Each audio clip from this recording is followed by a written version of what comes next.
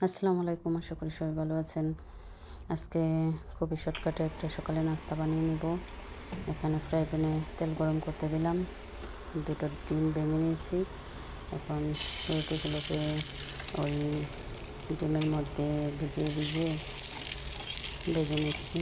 তাহলেই হয়ে যাবে একটা নাস্তা বাচ্চাদের জন্য।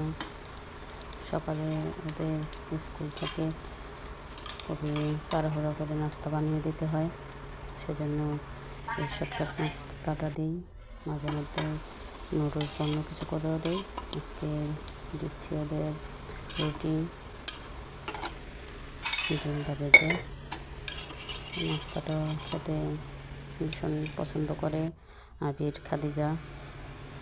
এটা হয়ে গেছে এখন ভাজা, এখন টিফিন বক্সে ভরে দিয়ে দিচ্ছি।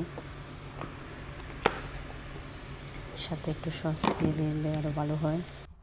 রুটির উপরে ওরা সস মাখিয়ে নেয়। আজকে আমার টাইম ছিল না, তাই দিতে পারিনি, এভাবেই দিয়ে দিয়েছি।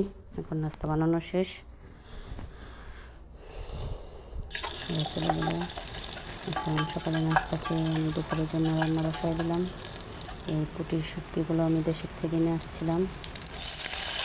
পুঁটির শুটকি দিয়ে আজকে রান্না হবে বলেন তো কি, মূলা। এখানে আমি সব মশলা দিয়ে কষিয়ে নিতেছি। আদা, রসুন, মরিচ, হলুদ দিয়ে কষায় আরেকটি পাত্রে আমি ওই মূলাগুলো করে নিচ্ছি, ভাপ দিয়ে নিতেছি। মশলা কষানো হয়ে গেছে, ভাপ দিয়ে পানি ফেলাই দিচ্ছি। ফেলায় এখন সেই মূলাগুলো দিয়ে দিলাম। এখন একটু কষিয়ে নেব, ঢাকনা দিয়ে ঢেকে কষাতে দিলাম। এখন কষানো হয়ে গেলে একটু পানি দিয়ে দিব। পানি দিয়ে ঢাকনা দিয়ে ঢেকে কিছুক্ষণ রান্না করে নেব। আজকে দুপুরের জন্য মূলা রান্না হচ্ছে।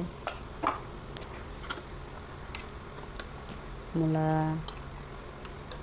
খাদিজার আব্বুর খুব পছন্দ, আমারও ভালো লাগে, কিন্তু আবির খাদিজা মূলা খেতে চায় না। ওদের জন্য ডাল রান্না করেছি, করলা ভাজি করেছি, সেটাও দেখাবো। খুব শর্টকাটে আজকে রান্না করেছি। এই তো করলা ভাজি করেছি, ডাল রান্না করেছি, পাতলা মুসুরির ডাল, সাথে একটা ভর্তা বানিয়েছি মূলা।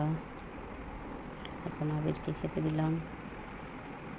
আবির আবার ক্যামেরার সামনে আসতে চায় না, তাই আর কি, ওর হাতটা দেখা যাচ্ছে। ওকে, আজকে এই পর্যন্তই। সবাই ভালো থাকবেন। আল্লাহ হাফেজ।